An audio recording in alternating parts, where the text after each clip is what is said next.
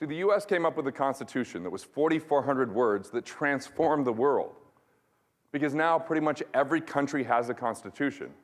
The Constitution wasn't there to demand and command exactly what we're supposed to do. It was there to leave signposts of how we could continue to build upon prosperity versus start over again into bondage once another generation goes. I have two sides of the family. I've got the Gunderson side, which I have very little memory of because there was no tradition. There were no rituals. There was a lot of dysfunction. There's a lot of love, but it's just kind of like, it's not a big part of my life. It's harder to go visit them or see them because it wasn't part of growing up. Then I got the Aquino side. That Italian side, man, they fed through love. We had Super Bowl every year, and then we would get together because that was my grandfather's birthday, and then we'd always go out the day before Easter to the desert and have enough food to live there for the rest of our lives because of grandma and the whole family together. We just had all these types of traditions, and now we have all these traditions in our family that are so exciting that the kids, there's one that we're like, when should we let the kids see it? But they always kind of sneak around. Kind of let you know how sick our family is. We have this tradition of roasting around Christmas. We we roast each other. You just draw a name, and now you have full permission to just relentlessly tease them, and there's been zero fighting or zero frustration with it because it's just too hilarious not to enjoy it. My little sister has the second most popular teaching blog on the planet, and she's super funny and creative, so she did one that was 11-minute video that depicted so much reality in my family's life that I was crying, I was laughing so hard. So the kids can't wait for that. Hey, when we doing the family roast? They can't, right? That's a tradition they're looking forward to that I think they're likely to still come back for in the future. I can't predict it. I know things happen. And one of our rules, we have the values, but we also have Gunderson Boy rules, is I'm like, we marry a great partner. Because I just know what happens if they marry an a-hole, or someone we don't like. It's going to really suck. So we're really trying to stack the odds in our favor there. Of what that should look like. What's that? I wish we got a vote on who they marry, So, yeah. So we have the family rules, and we kind of have that right on when you exit either the door of the house. We have the family values, and then we actually have a family crest. This is all part of the family retreat structure. So this is something we sat down with the kids and we came up with. There's 4 candles representing the 4 of us, which means we can light future generations, right? Without our light shining any less. So that was a big symbol. We've got this whole guitar thing here, which is about entertainment, which is actually creating entertainment, but also being entertained. So we're not just sitting there and waiting for everyone to do it. My son's playing the guitar, I play the guitar, my grandfather played the guitar, the Italian one played the accordion, because of course, that's what an Italian would do, is play an accordion, right? We've got these hearts here in an infinity symbol, which talks about unconditional love. And then we've got, so I don't have to go through all the symbolism, but it means something to us. And now we actually have a real medieval shield that has this on it that's on the mantle of the cabin, and I wrote a 2-page document of what everything means. And as a matter of fact, you can open the shield, and there's a scroll, and you can put your favorite Gunderson memory in there, right? So as we have other family members, they can actually contribute to it. So it's a symbol that now creates story in our family.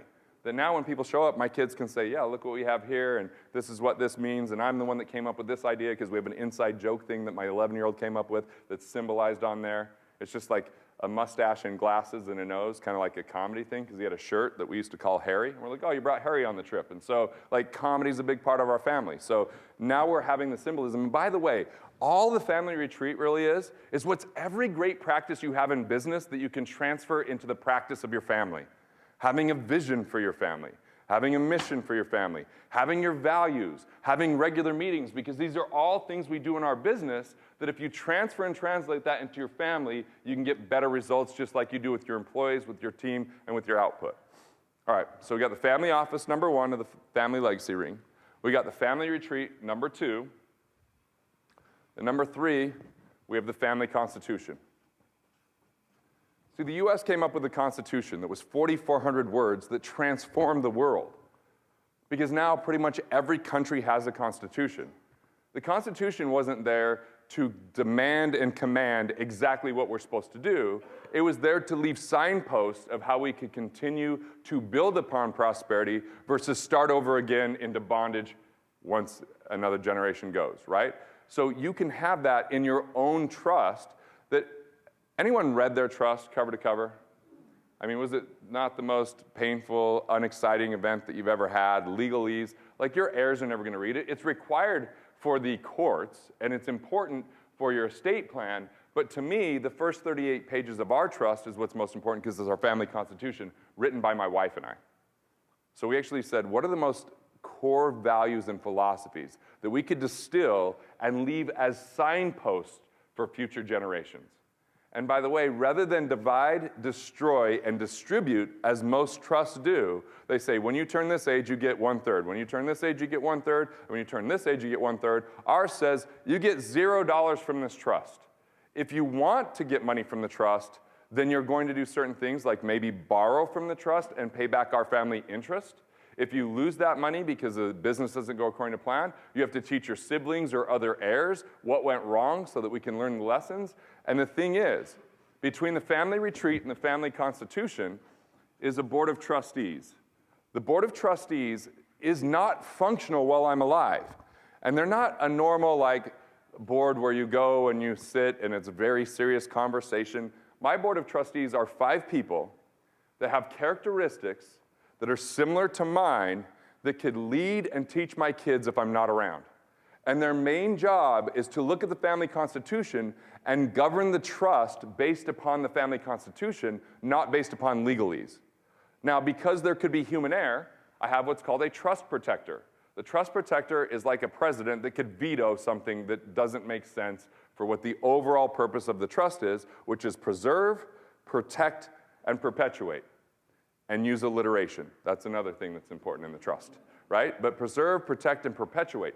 That's the purpose of the trust. So we want to invest in the skill sets. So if they want to develop a skill, we would like to either match or be part of contributing to that so that they can develop their sole purpose and their human life value because we invest in human capital. We don't invest in speculative investments if I'm gone. Because if I'm gone, will it get replenished? Will it destroy the trust? I want to stack the odds in favor of this lasting for a really long time.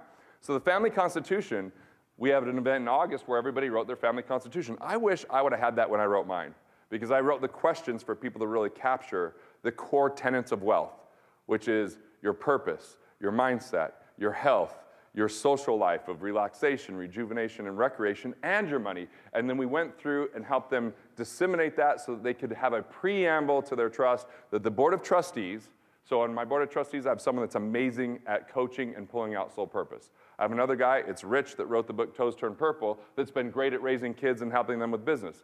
I've got one of my financial guys from the firm that's on there because he's great with money. So if I'm not around, they can help the kids learn some of the things I would have taught them. They're only compensated when I die, not while I'm alive.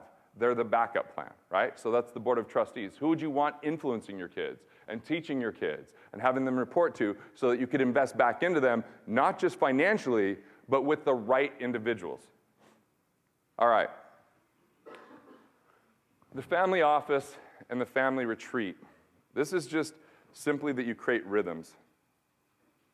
You create rhythms. Like in a tax team, you want to meet with them at least every quarter, and every 3 years you want to look back with a different set of eyes to see if anything was missed. But that's a rhythm, right, with the family office. Twice a month, that's a rhythm with the family retreat, so it doesn't get crowded out by the busyness of life. You've carved out the space. As far as the family office to family constitution, it's all about refining, right? I've rewritten from 10 years ago when I wrote the first family constitution that was 52 pages, it's now 38 pages. There's actually workbooks that are in the appendix that are not included in that 38 pages for them to have self-discovery, because I'm not telling them exactly what to do. I'm giving them guidelines so that they can have freedom and liberty, but they don't get to be free to have no purpose. That's one thing in this family. Because see, when my great-grandfather, he lost this sense of building a life that he loved because it was all about just keeping the family together and working hard with grit. I feel like the way I transition and transform my family is to say, yes, we're going to have hard work, but we're going to do things that we really love because we're not in financial bondage, and the future generations aren't going to be, but you're not financially entitled either. You get it if you choose purpose.